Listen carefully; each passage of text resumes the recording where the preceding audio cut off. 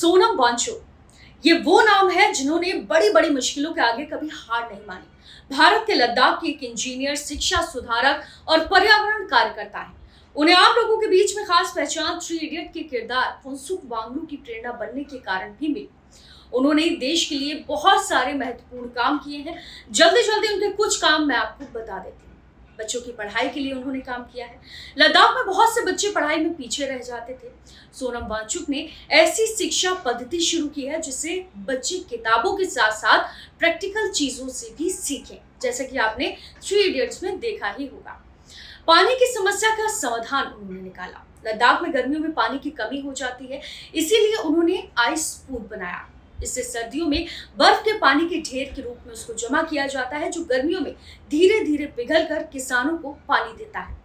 उदाहरण के तौर पर समझ लेते हैं कि जैसे हम गर्मियों में फ्रिज में पानी की बोतलें ठंडी करके रखते हैं, वैसे ही उन्होंने पूरे गांव के लिए सर्दियों में पानी स्टोर करने का एक तरीका खोजा। पर्यावरण बचाने की बात करते हैं। कहते हैं कि विकास जरूरी है, लेकिन प्रकृति को नुकसान पहुंचाकर नहीं। पेड़, पहाड़, नदियां, पर्यावरण भी सुरक्षित रहने चाहिए। लोगों की आवाज हमेशा अक्सर वो उठाते हुए आए हैं। वो लद्दाख के लोगों के अधिकारों और उनकी समस्याओं को सरकार तक पहुंचाने की कोशिश करते हैं और आज भी वो आंदोलन कर यही काम कर रहे हैं। युवाओं के लिए उनसे सीख है कि अगर कोई समस्या दिखे तो सिर्फ शिकायत मत करो, उनका समाधान खोजने की कोशिश करो। और यही वजह है कि बहुत सारे लोग सोनम वांगचुक को एक शिक्षक, इनोवेटर और समाज सुधारक के रूप में देखते हैं। उनका खुद मानना है कि मेहनत से सब कुछ हासिल किया जा सकता है। सोनम वांगचुक वो व्यक्ति हैं जिन्होंने लद्दाख के बच्चों की शिक्षा, किसानों के लिए पानी और पर्यावरण की रक्षा के लिए नए नए समाधान खोजे और लोगों की आवाज हमेशा से उठाने का काम किया। लेकिन दोस्तों, आज सवाल सिर्फ सोनम वांगचुक का नहीं है। सवाल ये है कि क्या हम देश के युवा अपने भविष्य को लेकर जागरूक हैं? सवाल आपसे ही है, क्या आप जागरूक हैं? जब कोई व्यक्ति अपने हक, अपने पर्यावरण और अपने लोगों की आवाज उठाने के लिए सड़क पर बैठता है तो वो हमें एक संदेश देता है कि अगर आप सही बात के लिए खड़े नहीं होंगे तो कल आपकी आवाज सुनने वाला कोई नहीं होगा। आज का युवा सोशल मीडिया पर हर ट्रेंड को फॉलो करता है, लेकिन क्या हम अपने देश और समाज के मुद्दों को भी उतनी गंभीरता से ही समझते हैं? आजकल हम स्क्रॉल करने में ज्यादा टाइम बिताते हैं, लेकिन क्या सही मुद्दों को जनता के बीच लाते हैं?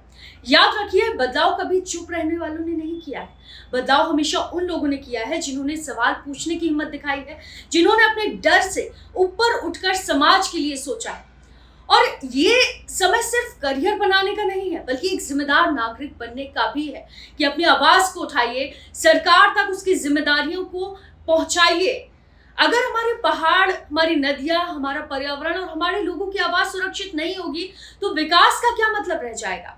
मैं देश के हर युवा से कहना चाहती हूँ कि जागिए, पढ़िए, समझिए और अपनी सोच को मजबूत बनाइए कि किसी भी मुद्दे पर अपनी राय बनाएं, लेकिन हमेशा शांति और संवेदनशीलता और लोकतांत्रिक मूल्यों के साथ में। क्योंकि देश का भविष्य संसद की इमारतों में नहीं, बल्कि देश के युवा की सोच में तय होता है। और याद रखिए कि जब युवा जागता है तब देश बदलता है। जब युवा सवाल पूछता है तो इतिहास लिखा जाता है। मैं हूं जोहम और आप देख रहे थे गुड न्यूज विद जोहा। ऐसे ही वीडियोस को शेयर करें और अपनी राय कमेंट में जरूर बताएं कि आप क्या सोचते हैं इसको लेकर। तो अगर ये वीडियो अच्छा लगा हो तो इसे अपने दोस्तों के साथ, फैमिली के साथ और लोगों के साथ जरूर शेयर करें। आप अपनी आवाज नहीं उठा पा रहे हैं तो कम से कम कुछ अच्छी आवाजों को आप आगे जरूर बढ़ाएं।